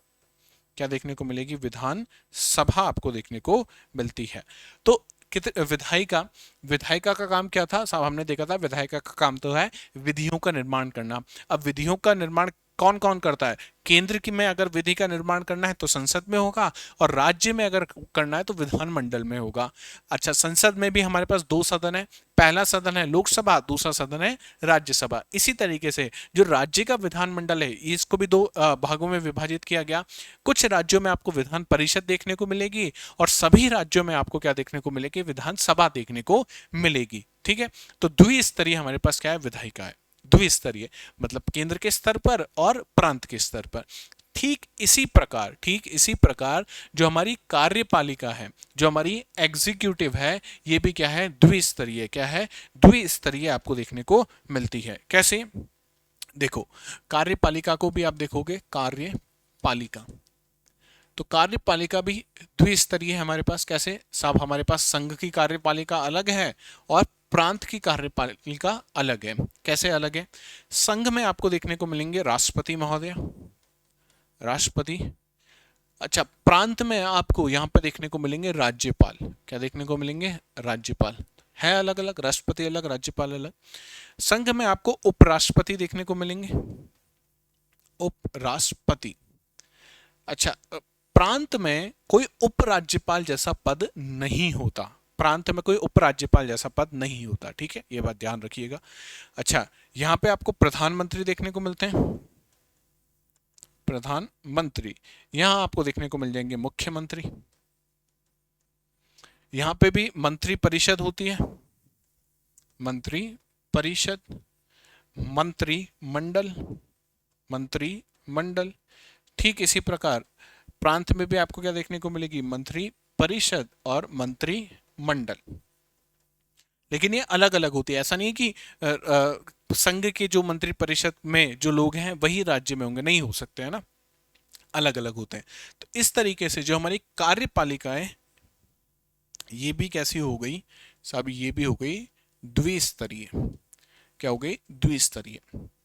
तो हमें सबके बारे में भी पढ़ना है, एक एक के बारे में हम लोग सब चीजें पढ़ते हुए आगे चलेंगे। ठीक है, तो कार्यपालिका हम जान गए क्या होती है और किस तरीके से इसे विभाजित किया जाता है। लेकिन जो हमारी न्यायपालिका है, जो हमारी न्यायपालिका है, ये कैसी है? एकल न्यायपालिका। न्यायपालिका क्या है हमारी? न्यायपालिका, न्यायपालिका है हमारी एकल। इंटीग्रेटेड है। इंटीग्रेटेड न्यायपालिका का मतलब यह है कि आपके पास सुप्रीम कोर्ट है, सुप्रीम कोर्ट से नीचे आपके पास हाई कोर्ट है, और आपके पास डिस्ट्रिक्ट कोर्ट है। डिस्ट्रिक्ट कोर्ट के डिसीजन से आप खुश नहीं हो, आप कहाँ चले जाओ, हाई कोर्ट चले जाओ।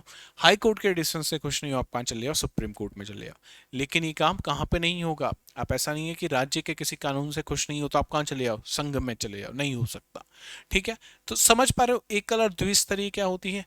ऐसा नहीं है कि सुप्रीम कोर्ट केंद्र की चीजों का निपटारा करेगा और हाई कोर्ट राज्य के चीजों का निपटारा करेगा, ऐसा नहीं होता है। ठीक है, दोनों ही क्या करते हैं, और हाई कोर्ट में कोई भी चीज है वो कहाँ जा सकती है, सुप्रीम कोर्ट में आ सकती है। आगे हम देखेंगे कि कैसे सुप्रीम कोर्ट के जज क्या कर लेते हैं, हाई कोर्ट में जो भी चीज चल रही है अपने पास उसे बुला सकते हैं, ये सब चीजें होती हैं। तो अब आप समझ गए होंगे कि हम लोग जो बात कर रहे थे सरकार की, जो सरकार है वो क्या है, संविधान में सरकार किस तरीके से डिफाइन की जाती है। तो हम देख रहे थे तीन चीजें कि संविधान का दर्शन क्या है, उसमें हम समझे कि प्रस्तावना होती है, हमारे जो फंडामेंटल राइट्स हैं, डीपीएसपीज हैं, फंडामेंटल ड्यूटीज हैं। फिर हमारे सरकार के गठन में, सरकार के गठन में हमने तीन चीजें देखी, कौन कौन सी हमने देखी साहब, जो निर्माण करेगा विधियों का उसे विधायिका हमने कहा, लेजिस्लेचर हमने कहा, जो लागू करवाएगा उसे कार्यपालिका कहा, और जो विवादों का निपटारा करेगा उसे हमने क्या कहा, न्यायपालिका। जब हम बात कर रहे थे लेजिस्लेचर की या विधायिका की, तो मैंने आपको बताया वो द्विस्तरीय है, संघ की अलग देखने को मिलेगी, प्रांत की अलग देखने को मिलेगी। संघ में उसे क्या कहा जाता है, संसद कहा जाता है, और संसद के कितने सदन है, दो सदन है, एक तो है लोकसभा, दूसरा है राज्यसभा। जब हम प्रांत पे गए तो प्रांत में हमने उसे कहा विधानमंडल, और विधानमंडल भी दो प्रकार के आपको देखने को मिलेंगे, कहीं कहीं पे आपको विधान परिषद देखने को मिलेगी और सभी जगह आपको विधान सभा देखने को मिलेंगी। इसके बाद जब हम आगे गए कार्यपालिका पे, तो कार्यपालिका हमने पहले देखी थी दो प्रकार की होती है, कौन कौन सी, एक होती है परमानेंट और एक होती है टेम्पररी। एक होती है राजनीतिक कार्यपालिका और दूसरी होती है प्रशासनिक कार्यपालिका। इसके अलावा द्विस्तरीय अगर हम बात करें कार्यपालिका की, तो आपको देखने को मिलेगी संघ की कार्यपालिका और प्रांत की कार्यपालिका। संघ में हमने देखा राष्ट्रपति होते हैं, उपराष्ट्रपति होते हैं, प्रधानमंत्री जी होंगे, मंत्रिमंडल होगा, मंत्रिपरिषद होगा। इसी तरीके से अगर प्रांत में देखोगे तो आपको राज्यपाल देखने को मिलेगा, उपराज्यपाल जैसा कोई पद नहीं था, प्रधानमंत्री की जैसे यहाँ पे मुख्यमंत्री होता है, मंत्रिपरिषद और मंत्रिमंडल आपको प्रांत में भी देखने को मिलेंगे। अब ये तीसरी चीज क्या है, तो तीसरी चीज जिसकी हम बात कर रहे थे वो है विविध, वो है विविध या मिसलेनियस।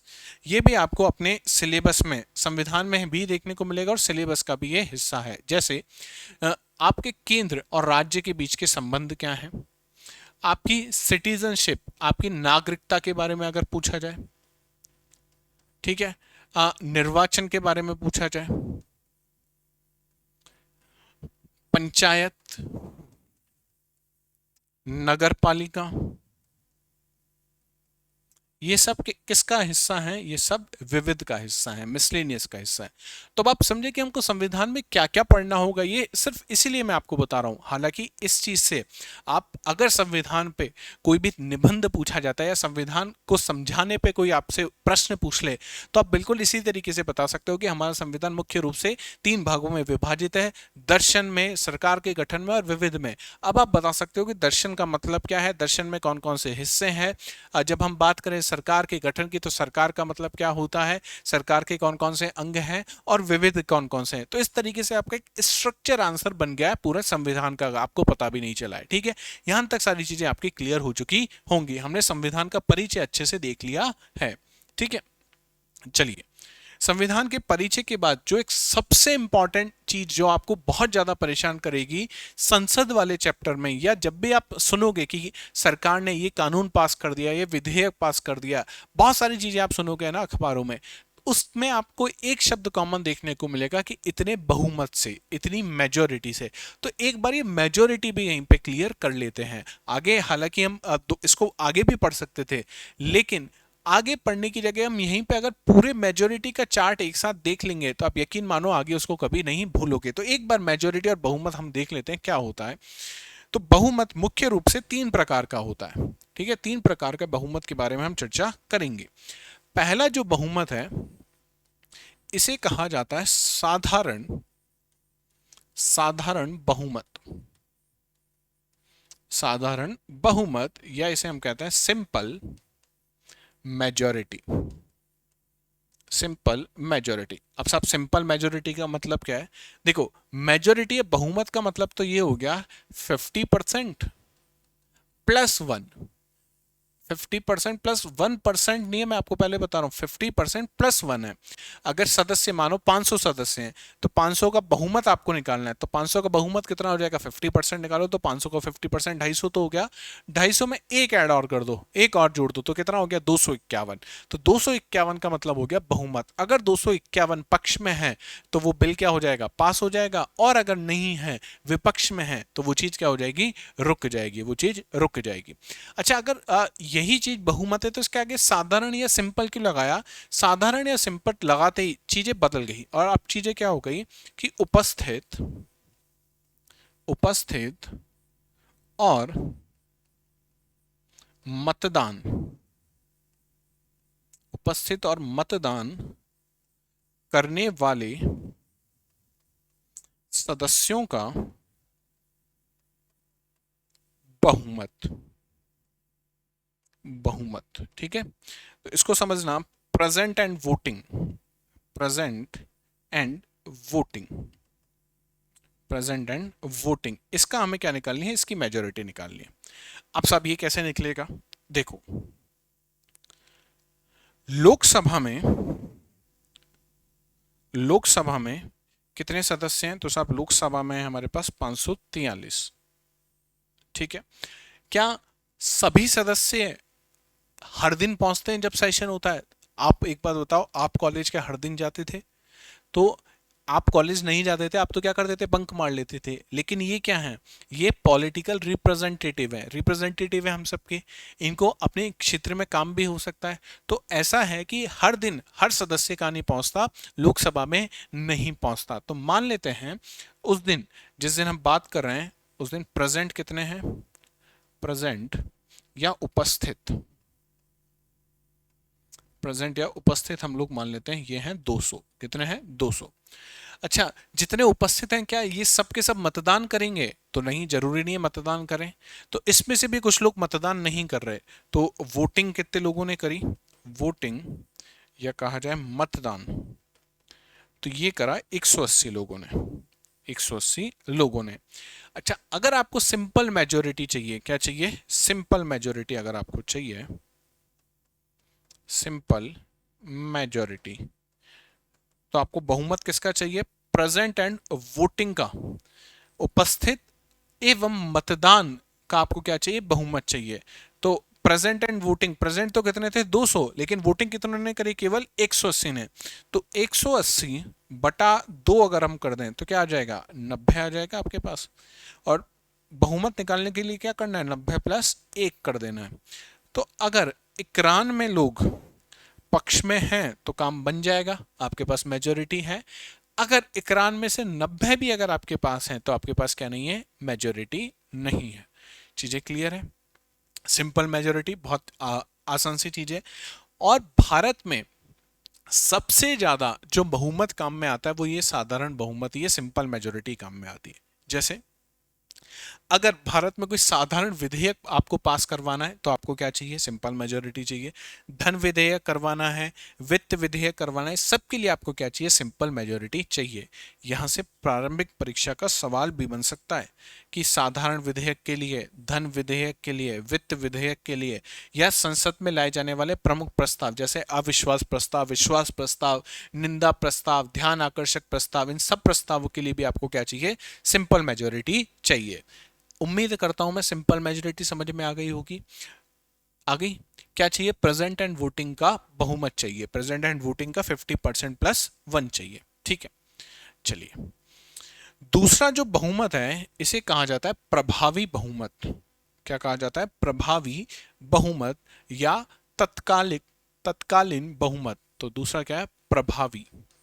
शब्द अगर आप सही से समझ गए ना तो बात बन जाएगी, प्रभावी बहुमत। तो इसमें जो चाहिए आपको वो क्या चाहिए, प्रभावी सदस्य संख्या का बहुमत। तो हमें बहुमत तो चाहिए, लेकिन किसका चाहिए, प्रभावी सदस्य संख्या का बहुमत चाहिए। अब साहब ये बताओ कि प्रभावी सदस्य संख्या क्या होती है। तो देखो, प्रभावी सदस्य संख्या कुछ नहीं है, आपके पास जितनी संख्या है जितनी संख्या मतलब टोटल जो है मेंबर्स, कुल संख्या, माइनस जितने भी रिक्तियां हैं, जितने भी रिक्तियां हैं, खाली जितने भी हैं, वैकेंट जो प्लेसेस हैं, उनको आप कैलकुलेट कर दो।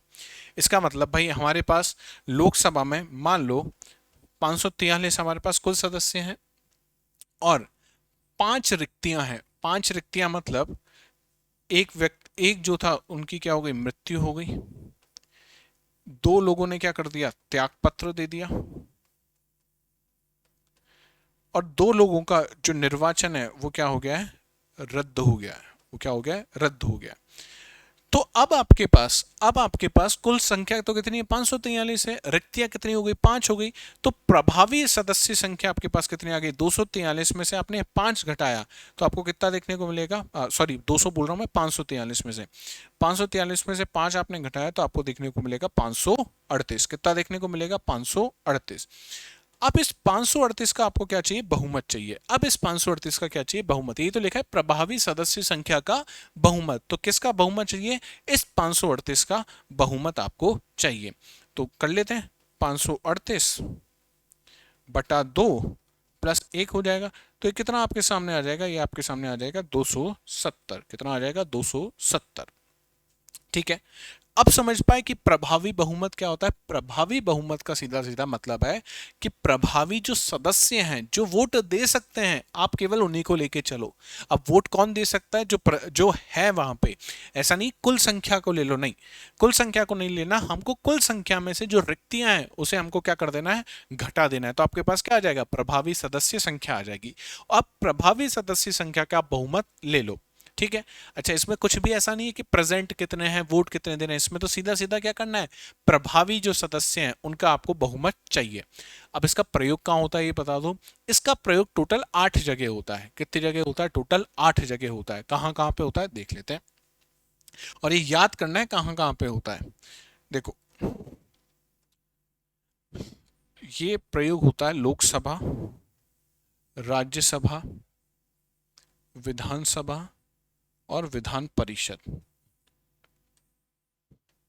लोकसभा में अध्यक्ष या उपाध्यक्ष, राज्यसभा में सभापति या उपसभापति, विधानसभा की अगर अपन बात करें तो विधानसभा में भी अध्यक्ष और उपाध्यक्ष। ठीक है। और विधान परिषद में भी अगर अपन बात करें, सभापति और उपसभापति। उपसभापति, इन 8 लोगों को, इन 8 लोगों को अगर क्या करना है, पद मुक्त करना है, इनको हटाना है इनके पद से, तो आपको क्या चाहिए, तो आपको प्रभावी बहुमत चाहिए। क्या चाहिए, प्रभावी बहुमत। तो 2 बहुमत देखे, पहला जो बहुमत था उसे साधारण बहुमत कहा जाता है, सिंपल मेजोरिटी कहा जाता है। क्या क्या चाहिए, सीधा सीधा प्रेजेंट एंड वोटिंग का 50% आपको, 50% प्लस 1 आपको चाहिए, बहुमत चाहिए आपको। किसका, जो उपस्थित है और जो मतदान कर रहे हैं। इसके बाद हमने देखा प्रभावी बहुमत। प्रभावी बहुमत का ये मतलब यह है कि प्रभावित सदस्य जो संख्या है उनका बहुमत चाहिए।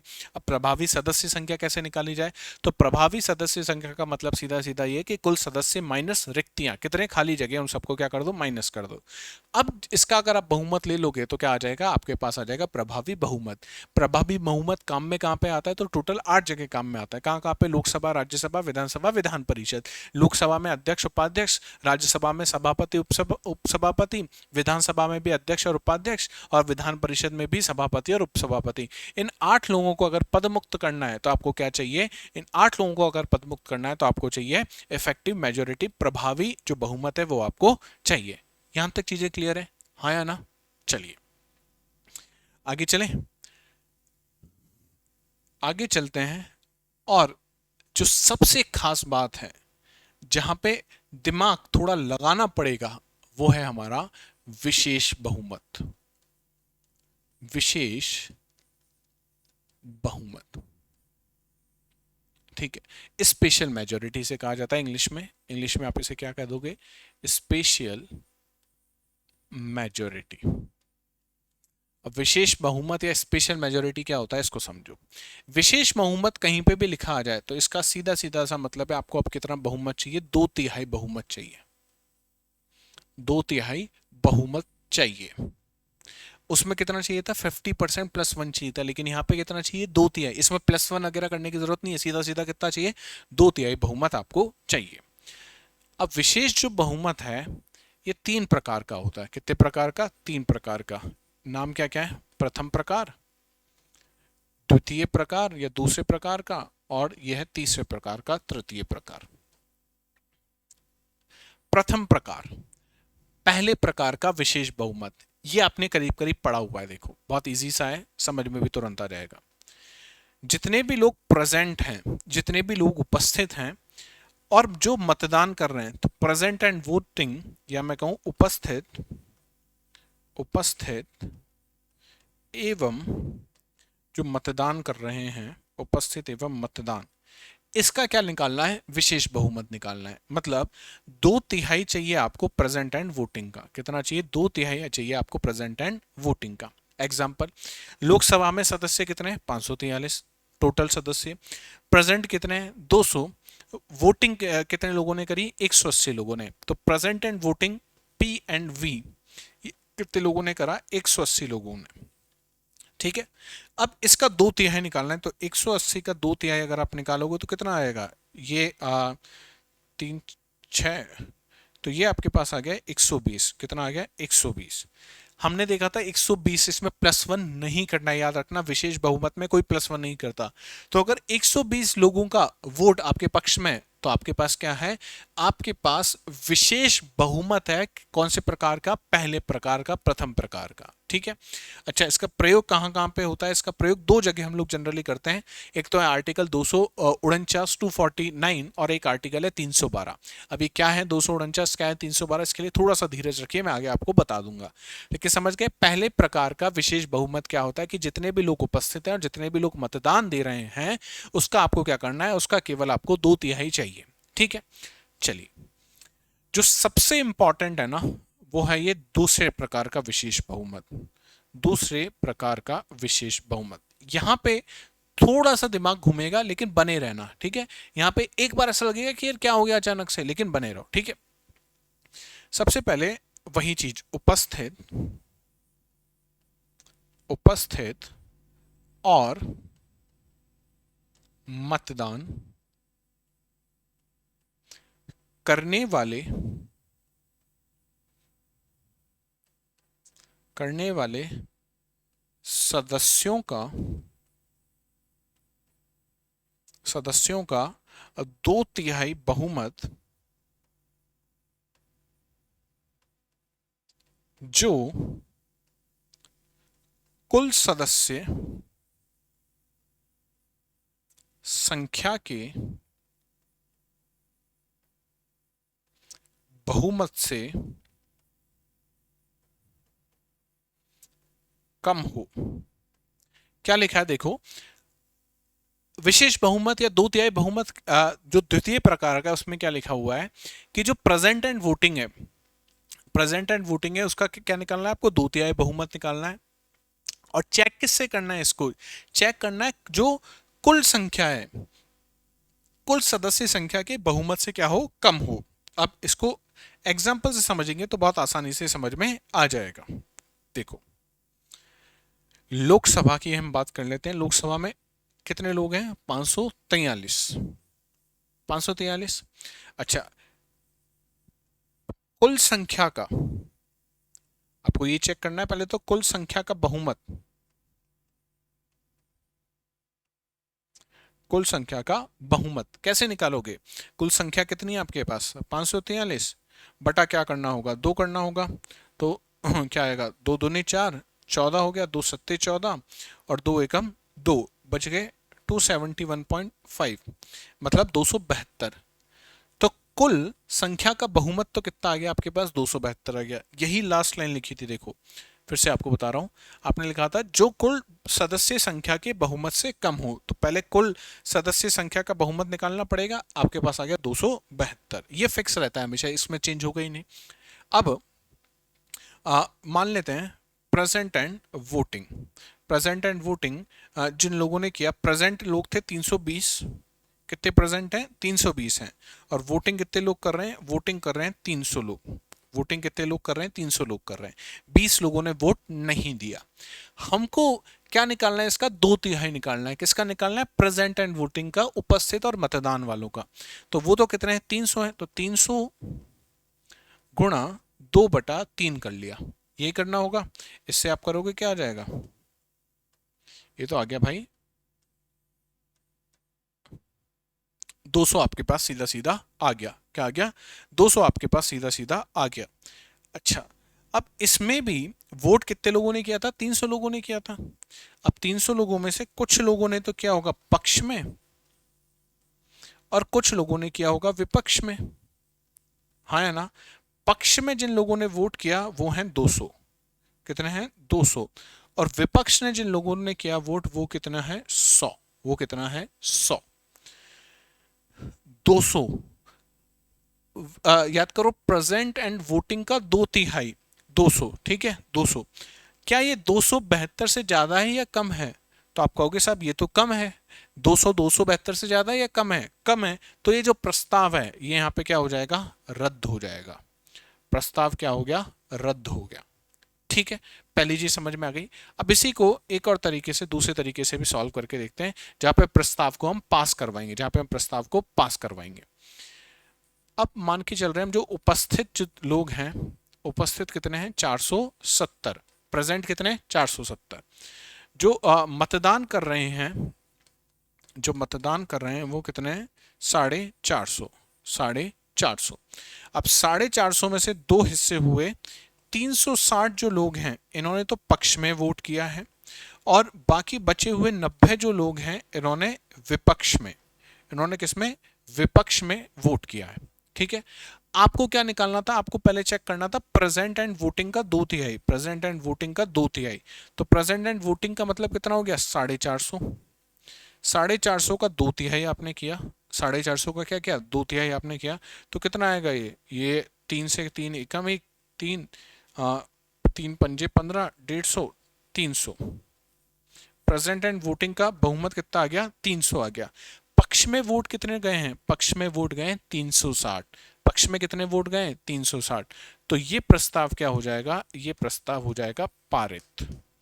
यहां पे समस्या क्या थी, पक्ष में कितने वोट थे 200, चाहिए भी कितने थे, चाहिए आपको 200 ही थे।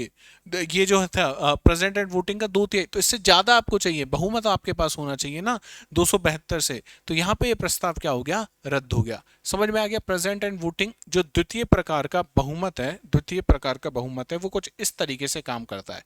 यहाँ पे ये पक्ष और विपक्ष वाली चीज भी आपको पता होनी चाहिए। तो उपस्थित और मतदान करने वाले सदस्यों का तो 2/3 बहुमत, और जो कुल सदस्य संख्या के बहुमत से क्या होना चाहिए, कम नहीं होना चाहिए, कम ना हो, ये नहीं लिखा मैंने, कम ना हो, कम नहीं होना चाहिए, कम नहीं हो। अगर कम है तो रद्द हो जाएगा, अभी हमने देख लिया, और अगर कम नहीं है तो क्या हो जाएगा, प्रस्ताव पारित हो जाएगा, प्रस्ताव पारित हो जाएगा। और जो तृतीय प्रकार का, अच्छा ये चीज कहां पे काम में आती है, द्वितीय प्रकार का जो विशेष बहुमत है, अगर आपको संविधान संशोधन करना है, क्या करना है, संविधान संशोधन अगर आपको करना है, संविधान संशोधन विधेयक, तो उसमें आपको ये काम में आएगा, यही आपको काम में आता है मुख्य रूप से। इसके अलावा मुख्य निर्वाचन आयोग, सीएजी, जितने भी इंपॉर्टेंट पद हैं उनको अगर पद मुक्ति करनी है सरकारी पदों से, तब भी आपको यही इसी प्रकार का बहुमत चाहिए। और जो सबसे मुश्किल बहुमत है, जो पाना बड़ा मुश्किल हो जाता है, वो है ये तृतीय प्रकार का विशेष बहुमत। इसका में क्या होता है, जितने भी कुल सदस्य हैं, कुल सदस्य, कुल सदस्यों का 2/3 बहुमत चाहिए। कुल सदस्यों का कितना चाहिए, 2/3 बहुमत। इसका मतलब आपके पास कितने लोग हैं, 543 लोग हैं, 543 का 2/3 अगर आप करोगे तो कितना आएगा 362। बहुत बड़ा नंबर है यार 362। 362 लोग अगर आपके पक्ष में वोट करते हैं तो लोकसभा से पास होगा। और राज्यसभा में, राज्यसभा में आपके हमारे पास 245 हैं, 245 का 2/3 किया तो 163 आपके पास आ गया। तो लोकसभा से तो पास होना चाहिए 362 वोटों के साथ और राज्यसभा से 163 वोटों के साथ ये पास होना चाहिए, तब आपको तृतीय प्रकार का विशेष बहुमत मिलेगा। और ये बहुत ही एक्स्ट्रा ऑर्डिनरी सिचुएशन है, तो इसका प्रयोग भी आप एक्स्ट्रा ऑर्डिनरी सिचुएशन में करोगे। कब करते हैं हम लोग? आर्टिकल 61 के अंतर्गत, जब राष्ट्रपति महोदय पर, किस पर? राष्ट्रपति महोदय या महोदया पर क्या चल रहा हो? महाभियोग। उनको उनके पद से आप हटाना चाह रहे हो। मानो आज ये आ जाए संसद में, लोकसभा में, कि हमको श्रीमती जो द्रौपदी मुर्मू जी हैं उनको उनके पद से हटाना है, महाभियोग उन पे चलाना है, इम्पीचमेंट करना है उनका। तो लोकसभा में कितनी वोटिंग चाहिए? 362 चाहिए, राज्यसभा में 163, तब जाके तो ये बहुमत विशेष बहुमत कहलाते हैं। तो तीन प्रकार के थे। पहला कौन सा था? प्रथम प्रकार का जो प्रेजेंट एंड वोटिंग है उसका आपको क्या ले लो? उसका आप 2/3 ले लो, उसका आप 2/3 ले लो। या जो दूसरा था, इसमें प्रेजेंट एंड वोटिंग का 2/3 और जो कुल सदस्य संख्या है उसके बहुमत से कम नहीं होना चाहिए। ठीक है, तो उससे कम नहीं होना चाहिए, तो काम यहाँ पे बन जाएगा। ठीक है, इसमें याद रखना है पक्ष और विपक्ष दोनों चीजें आपको कैलकुलेट करनी है, तभी तो प्रस्ताव पारित और रद्द माना जाएगा। और तीसरे प्रकार का जो बहुमत होता है ये राष्ट्रपति के महाभियोग में काम में लेते हैं, जहां पे कुल सदस्य संख्या जो है उसका हमें कितना चाहिए? 2/3 बहुमत चाहिए। कितना चाहिए? 2/3 बहुमत आपको चाहिए। तो यहां तक आपको सारी चीजें क्लियर हो गई होंगी। और लास्ट जो मेजोरिटी है, जो सिर्फ अखबारों के लिए मेजोरिटी होती है, या जब सरकार बनती है तो हम इसको कैलकुलेट करते हैं, बाकी संसदीय कार्यवाही में कहीं पे काम में नहीं आती। इसे कहा जाता है पूर्ण बहुमत, एब्सोल्यूट मेजोरिटी। एब्सोल्यूट मेजोरिटी अगर 272 का आंकड़ा किसी पार्टी को मिल गया है तो उसकी पूर्ण रूप से क्या आ गई है? लोकसभा में वो पूर्ण रूप से अपनी सरकार बना लेगी। और राज्यसभा में कितनी चाहिए? 123 से अगर ज्यादा, 123 या 123 से ज्यादा लोग हैं आपके पास, तो राज्यसभा में भी क्या है? आपकी एब्सोल्यूट मेजोरिटी है, पूर्ण बहुमत है। ठीक है, तो संसदीय कार्यवाही में काम में नहीं आता, लेकिन जब सरकार बनती है, सरकार की स्थिति जानने के लिए इसको हम काम में लेते हैं। जनरली मीडिया ये टर्म यूज में करता है। ठीक है, बहुत आसान सी चीज थी। चलिए आज हम लोग यहीं पर रुकते हैं और इसके बाद हम देखते हैं एक छोटी सी चीजें और मेरे को आपको बताने की, विधेयक क्या होता है, अधिनियम क्या होता है, कानून क्या होते हैं, ये हम नेक्स्ट क्लास में शुरू कर देंगे। और जब वो खत्म होगा उसके बाद हम लोग कहाँ पे चले जाएंगे? तुरंत प्रस्तावना पे चले जाएंगे। कहाँ पहुंच जाएंगे हम लोग? तुरंत प्रस्तावना पे पहुंच जाएंगे।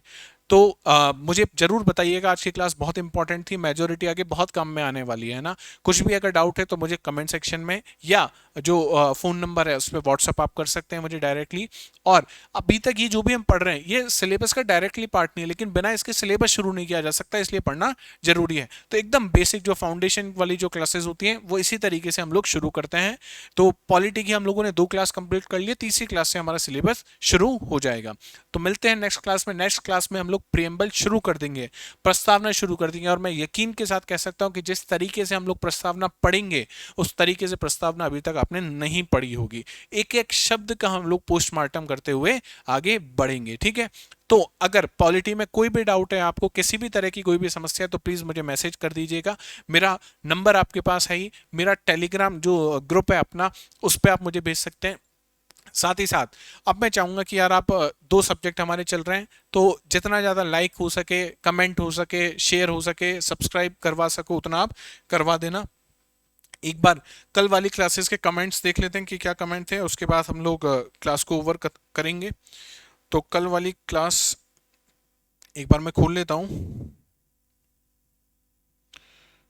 संबोधि सिविल सर्विसेज आपका चैनल खुल गया है और अभी तक जो मैं आज अभी देख पा रहा हूँ 683 सब्सक्राइबर हैं इसमें।